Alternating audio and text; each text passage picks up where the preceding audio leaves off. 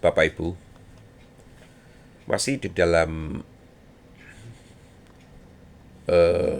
pembahasan tentang perjanjian suluh. Ini saya akan mengungkapkan satu lagi makna dari rahasia perjanjian suluh di dalam sejarah penebusan, Bapak Ibu. Ada beberapa pertanyaan yang sebagai tanggapannya saya akan bahas di kesempatan kali ini. Antara lain pertanyaan-pertanyaan itu adalah sebagai berikut, Bapak Ibu. Mengapa di dalam prosesi perjanjian suluh hanya Allah yang berjalan di antara binatang-binatang korban? Ini suatu pertanyaan yang bagus sekali, Bapak Ibu ya. Mengapa Abraham tidak? Mengapa ada beberapa jenis binatang korban yang dibiarkan utuh, tidak dibelah dua? Apa arti dari semua ini? Ini pertanyaan-pertanyaan yang dalam secara teologis, meskipun kelihatannya sepele, Bapak Ibu ya. Dan saya senang ada para pembaca atau pendengar dari TikTok saya yang sangat-sangat sangat-sangat concern dengan apa yang telah saya bahas ini dan bertanya, Bapak Ibu. Luar biasa. Saya akan mencoba untuk menjawabnya ya. Ini saya akan menjawab juga mengenai lebih dahulu mengenai binatang-binatang korban yang dibelah ini ya. Ketika sebagian dibelah dan sebagian yang lain itu tidak. Rahasia perjanjian suluh di dalam Kejadian 15 pasal 10 itu berbunyi begini. Lalu diambilnya semuanya itu bagi Tuhan. Dipotong dua lalu diletakkannya yang satu di samping yang lain. Tetapi burung-burung itu tidak dipotong dua. Di dalam Kejadian 15 terdapat sebuah detail yang sangat yang sering terlewatkan ini. Sering terlewatkan Bapak Ibu. Tapi kali ini tidak. Sungguh seorang pembaca yang luar biasa ini ya. Kita biasanya fokus pada suluh yang berjalan di antara potongan-potongan korban. Kita memperhatikan Abraham yang tertidur. Kita merenungkan Allah yang berjalan sendirian. Tetapi ada satu kalimat kecil yang diselipkan Roh Kudus. Burung-burung itu tidak dipotong dua. Mengapa Alkitab repot-repot memberitahukan hal ini gitu loh? Bukankah lebih mudah jika semuanya itu korban dibelah saja ya? Tidak ada yang dipotong dua. Tidak ada yang dibiarkan utuh ya. Atau semua tidak dibelah ini lemahnya. Mengapa sebagian dibelah, sebagian lagi tidak gitu loh. Disinilah Bapak Ibu keindahan Alkitab. Seringkali rahasia terbesar tersembunyi di dalam kalimat yang paling pendek Bapak Ibu. Pertama, Allah tidak pernah boros dalam menulis. Di dalam Alkitab tidak ada kata-kata yang sia-sia Bapak Ibu. Jika Roh Kudus menyebut bahwa lembu dibelah, kambing dibelah, dan domba dibelah, tetapi burung tidak dibelah, maka pasti ada sesuatu yang ingin Dia ajarkan. Karena Allah sedang melukis Injil, setiap korban adalah sapuan kuas di dalam lukisan itu.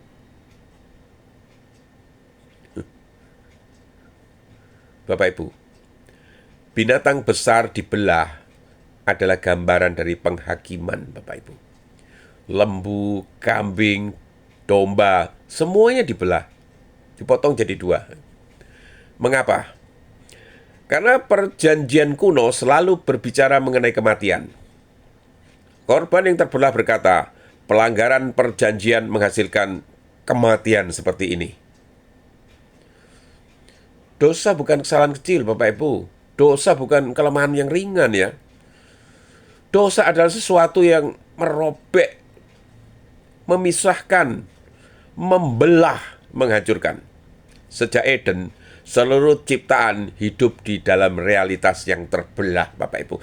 Manusia terbelah dari Allah, manusia terbelah dari sesama, dan manusia terbelah dari dirinya sendiri. Korban-korban yang dibelah ini menjadi cermin dunia yang retak dan rusak, Bapak Ibu. Tetapi burung tidak dibelah. Mengapa? Lalu tiba-tiba muncul sesuatu yang berbeda. Burung tetap utuh. Mengapa? Alkitab tidak menjelaskan secara eksplisit. Karena itu, kita harus berhati-hati. Namun ada beberapa pola Alkitab yang sangat menarik, Bapak Ibu. Karena burung berbicara tentang langit, Bapak Ibu. Binatang yang dibelah semuanya hidup dekat tanah. Burung hidup di udara. Burung sering menjadi simbol sesuatu yang berasal dari atas, Bapak Ibu. Di dalam banyak bagian Alkitab, Roh Kudus turun seperti burung merpati. Burung terbang di langit menggambarkan kebebasan sorgawi. Merpati menjadi lambang damai dan rekonsiliasi. Mungkin Roh Kudus sedang menyatakan apa yang berasal dari bumi telah rusak, tetapi apa yang berasal dari sorga tetap utuh. Ini loh artinya. Dunia terbelah, tetapi rencana Allah tidak terbelah. Manusia terpecah, tetapi kasih Allah tidak terpisah, Bapak Ibu. Lalu apa artinya yang dibelah dan yang utuh? Perhatikan kontrasnya. Di tanah, potongan-potongan, di udara, keutuhan. Bukankah ini adalah gambaran seluruh sejarah manusia, Bapak Ibu? Di bumi, kita melihat perang, perpecahan, pengkhianatan dan kematian, tetapi di sorga, tata Allah tetap utuh. Kedaulatan Allah tetap utuh. Janji Allah tetap utuh. Kasih Allah tetap utuh. Dunia boleh pecah, langit tidak pernah pecah. Ini. Dan inilah bayangan Kristus, Bapak Ibu. Sekarang kita melihat kepada salib. Tubuh Yesus mengalami luka ya, dicambuk, ditusuk, disalibkan. Namun Yohanes 19 ayat 36 berkata, tidak satupun tulangnya akan dipatahkan. Luar biasa ini. Ia terluka tetapi tidak dipatahkan. Ia mati tetapi tidak dihancurkan. Ia dikorbankan tetapi identitasnya itu tetap utuh. Bukankah ini gema dari kehancuran tanpa kehilangan keutuhan?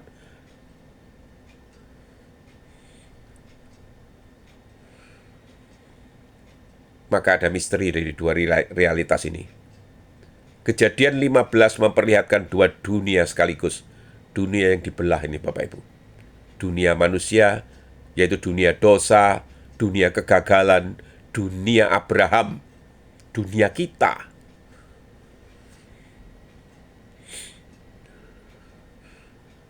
Dunia yang utuh, yaitu dunia Allah, kasih, dunia yang penuh dengan kasih karunia, dunia janji, dunia penebusan.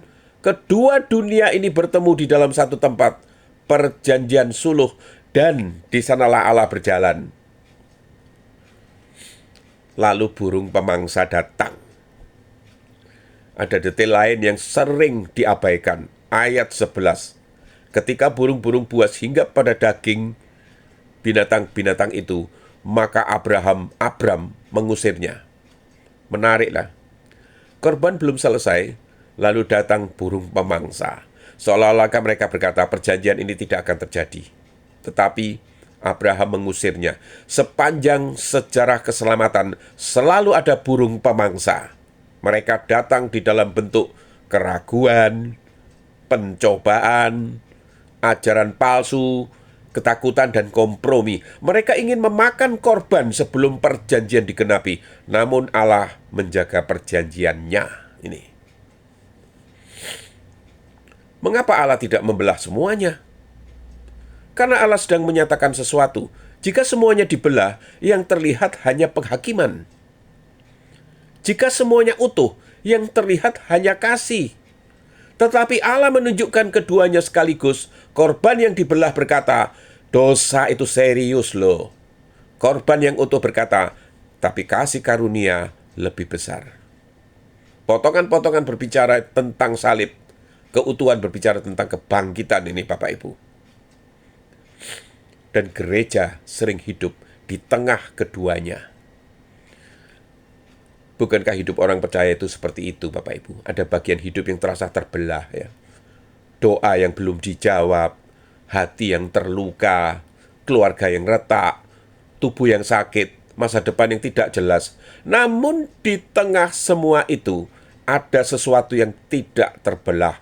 Iman, janji, kasih Allah, penyertaan Roh Kudus, dan kehidupan kekal. Karena itu orang percaya dapat menangis dan berharap pada saat yang sama, Bapak Ibu. Nubuatnya bagi generasi. Dunia manusia, dunia dosa, dunia kegagalan, dunia Abraham, dunia kita, dan dunia yang utuh, dunia Allah, dunia kasih karunia, dunia janji, dunia penebusan. Kedua dunia ini bertemu di dalam satu tempat, perjanjian suluh. Di sanalah Allah berjalan.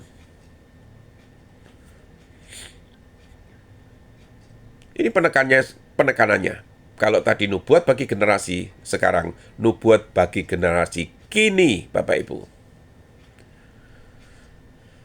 Kita hidup di dalam zaman yang terbelah sekarang ini. Bangsa-bangsa terbelah, keluarga terbelah, gereja terbelah, pikiran manusia terbelah, bahkan identitas manusia pun terbelah. Tetapi Tuhan sedang berkata, janganlah melihat apa yang terbelah. Lihat juga apa yang masih utuh. Masih ada Injil, masih ada Roh Kudus, masih ada takhta, masih ada anak domba, masih ada janji, masih ada suluh yang menyala.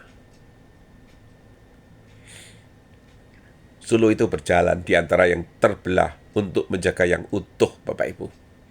Bayangkan pemandangan itu. Malam yang pekat, korban-korban yang terbelah, Abraham yang tertidur, burung-burung yang tidak dibelah, lalu suluh Allah bergerak perlahan di tengah semuanya. Seolah-olah Tuhan berkata, aku berjalan di tengah dunia yang pecah, supaya suatu hari semuanya dipulihkan kembali. Inilah Injil. Allah masuk ke dalam dunia yang terbelah. Allah masuk ke dalam sejarah yang rusak. Allah masuk ke dalam tubuh manusia yang fana. Lalu melalui Kristus, Ia mulai mengumpulkan kembali apa yang tercerai-berai. Karena tujuan akhir penebusan bukan sekedar mengampuni yang berdosa. Tujuan akhirnya adalah membuat yang utuh kembali apa yang terbelah. Dan suatu hari nanti, ketika Yerusalem baru turun dari sorga, tidak akan ada lagi yang terbelah. Tidak ada lagi air mata. Tidak ada lagi maut. Tidak ada lagi kutuk. Tidak ada lagi perpisahan. Yang tersisa hanyalah keutuhan sempurna di hadapan Allah. Maka setiap kali membaca Kejadian 15, ingatlah, ada korban yang dibelah karena dosa itu nyata, ada korban yang tetap utuh karena kasih karunia itu lebih kuat daripada dosa, Bapak Ibu. Dan ada suluh yang berjalan di antara keduanya, sebab Allah sedang membawa dunia yang pecah menuju pemulihan yang sempurna. Tetapi mengapa Abraham itu tertidur dan tidak berjalan bersama Allah? Bukankah perjanjian seharusnya menyangkut kedua belah pihak di dalam prosesnya? Pertanyaan inilah yang menyentuh jantung teologi dari Kejadian 15, Bapak Ibu. Secara manusiawi pertanyaan ini benar. Di dalam budaya timur dekat kuno, sebuah perjanjian atau covenant biasanya melibatkan dua pihak yang berjalan bersama di antara potongan korban. Keduanya seolah berkata, aku akan menepati bagianku. Jika aku melanggar, biarlah aku mengalami nasib seperti korban ini. Namun justru karena itulah Kejadian 15 begitu mengejutkan, Bapak Ibu. Abraham tidak berjalan, hanya Allah yang berjalan. Ini bukan kecelakaan narasi, Bapak Ibu. Ini adalah pesan teologis yang disengaja, Bapak Ibu. Inilah perjanjian yang tidak biasa. Perhatikan urutannya, Bapak Ibu. Abraham menyiapkan korban. Abraham mengusir burung pamangsa. Abraham menunggu. Lalu tiba-tiba tertidurlah Abram dengan nyenyak. Kejadian 15 ayat 12. Kata Ibrani yang dipakai adalah terdemah. Kata yang sama dipakai ketika Adam ditidurkan sebelum Hawa diciptakan di Kejadian 2 ayat 21. Ini bukan tidur karena lelah, Bapak Ibu. Ini adalah kondisi yang Allah ciptakan. Seolah-olah Tuhan berkata, Abraham, sekarang jangan lakukan apa-apa. Lihat yang aku lakukan. Ini. Mengapa Abraham harus tidur?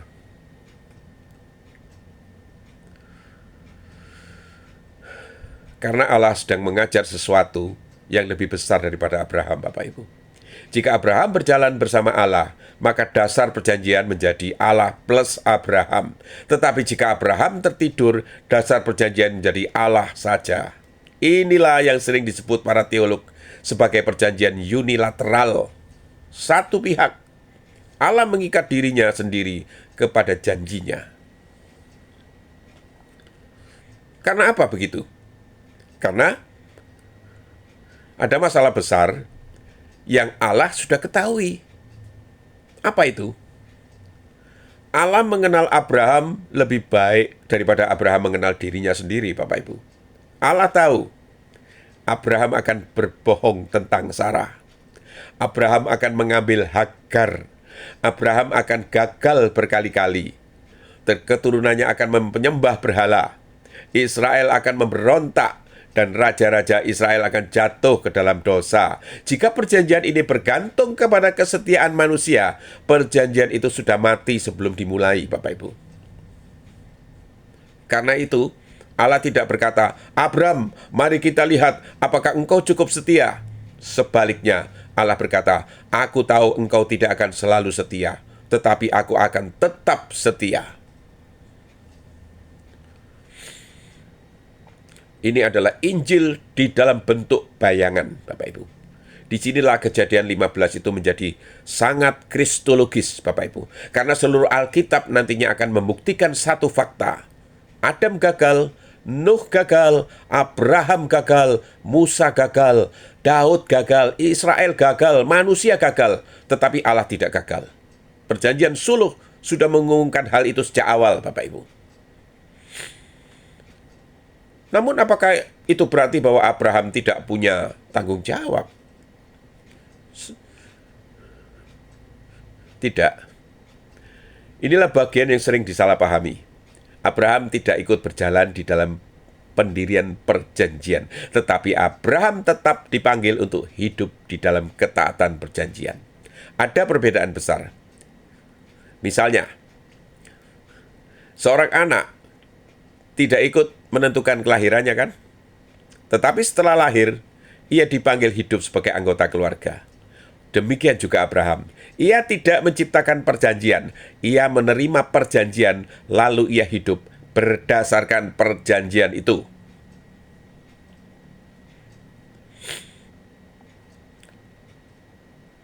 Iman dan prestasi. Kita sering berpikir, kalau aku cukup baik, Tuhan akan memberkati aku. Tetapi Kejadian 15 membalik logika itu. Allah lebih dulu memberi janji, baru kemudian memanggil ketaatan. Anugerah mendahului prestasi. Kasih mendahului ketaatan. Penerimaan mendahului perubahan. Ini sebabnya Paulus berulang kali kembali kepada Abraham di dalam Roma dan Galatia ini. Ada sesuatu yang lebih dalam lagi, Bapak Ibu. Bayangkan jika Abraham ikut berjalan, maka kutuk perjanjian berlaku atas kedua belah pihak. Jika Abraham gagal, Abraham harus mati. Tetapi di dalam sejarah, ternyata Abraham memang gagal, Bapak Ibu. Lalu mengapa ia tidak binasa? Karena Allah telah mengambil seluruh tanggung jawab perjanjian itu ke atas dirinya sendiri. Ini seperti Allah berkata, Abram, jika aku gagal, aku akan menanggung kutuk. Dan jika engkau gagal, aku juga yang akan menanggung kutuk itu. Pada saat Abraham tertidur, salib sudah mulai tampak di kejauhan. Ini. Jadi apa sebenarnya misteri tidur Abraham ini? Ada ironi yang indah di sini, Bapak Ibu. Adam tertidur, lalu lahirlah Hawa. Abraham tertidur, lalu lahirlah perjanjian. Para murid tertidur di Getsemani, sementara Kristus berjaga untuk menyelesaikan penebusan. Di setiap peristiwa manusia tertidur, Bapak Ibu. Allah bekerja, manusia pasif, Allah aktif. Bukan karena manusia tidak penting, tetapi karena keselamatan itu berasal dari Allah, hanya dari Dia. Inilah sebuah gambaran yang menyentuh. Bayangkan malam itu, korban-korban telah dibelah, langit menjadi gelap, Abraham tertidur, tidak ada nyanyian, tidak ada pidato, tidak ada janji dari Abraham, hanya keheningan. Lalu di tengah sunyi itu, suluh Allah bergerak perlahan di antara korban-korban. Abraham tidak dapat berjalan, bahkan seandainya ia ingin. Sebab Allah sedang menunjukkan sebuah kebenaran yang akan bergema sampai ke Golgota. Keselamatan tidak dimulai oleh manusia yang mencari Allah. Keselamatan dimulai oleh Allah yang mencari manusia, Bapak Ibu. Pesan profetisnya untuk orang percaya, untuk semua orang percaya. Ada masa-masa ketika kita itu merasa harus memegang janji Tuhan dengan kekuatan sendiri. Kita berpikir iman kita terlalu kecil dan doa kita ini kurang kuat dan kesetiaan kita itu tidak cukup. Kejadian 15 mengingatkan, perjanjian itu berdiri bukan karena Abraham kuat. Perjanjian itu berdiri karena Allah setia. Bukan berarti ketaatan tidak penting, tetapi akar keselamatan bukanlah ketaatan manusia. Akar keselamatan adalah kesetiaan Allah, Bapak Ibu. Karena itu ketika iman kita lemah, ingatlah malam di Kejadian 15, Abraham bahkan tidak berjalan, tetapi Allah tetap berjalan. Abraham tertidur, tetapi Allah tetap bekerja. Abraham tidak mengucapkan janji, tetapi Allah mengikat dirinya dengan sumpah, Bapak Ibu. Dan itulah sebabnya perjanjian itu bertahan. Bukan hanya sepanjang hidup Abraham, melainkan sampai kepada Kristus dan bahkan sampai kepada semua orang percaya hari ini, Bapak Ibu. Sekian, semoga Tuhan memberkati. Amin.